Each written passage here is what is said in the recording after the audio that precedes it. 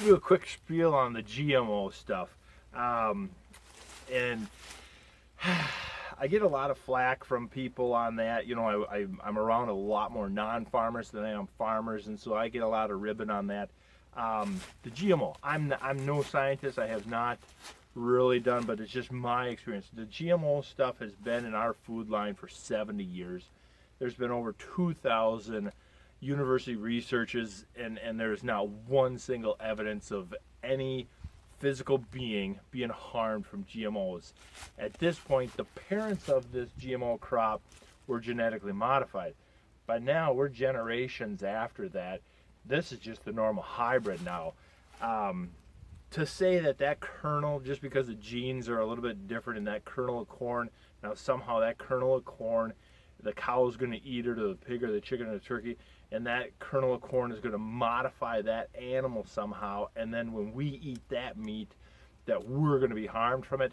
Come on, that I've watched a ton of these YouTube idiots of how they talk to some guy in Finland who is having a bunch of pig issues with the baby pigs and birth defects and stuff like that. That is not from GMO stuff. I do not care. We grow conventional corn too because there's a local market for it. But in the big picture, the GMO crops, people can argue the evil of GMO all day long. I don't buy 1 ounce of it yet. Like I said, it's been in our system for 70 years and they can't find one single case of it. If it wasn't for the GMO, so the GMO crop for us with corn is the fact that there's a bug out here.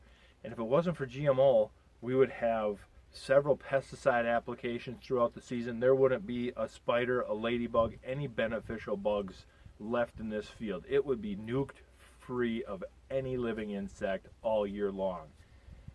And bees. By God, you can't harm a bee. And so with the GMO, what the corn does here is there's a specific bug that takes a bite of the plant, and then that poisons that specific bug. All the other bugs can eat on that plant. Trust me, there's grasshoppers and leaf beetles and everything else out here that's eating on these plants. It does not harm them one bit. It's targeted for that one specific bug, and without it, that one specific bug would have devastating. I mean, it could just lay fields down before they came out with these BT and GMO corns. And the Roundup Ready, and then on the same thing with the Roundup Ready on the soybeans, the GMO of that, and the Roundup Ready on the corn of the herbicide side of it. We would be out here with atrazine and very harsh chemicals that are proven to get into well waters and things like that. Now we can come out with a light rate of Roundup or Liberty, other things that the crops are made to resist for the herbicide application. So we're using tremendously less herbicides, tremendously less pesticides.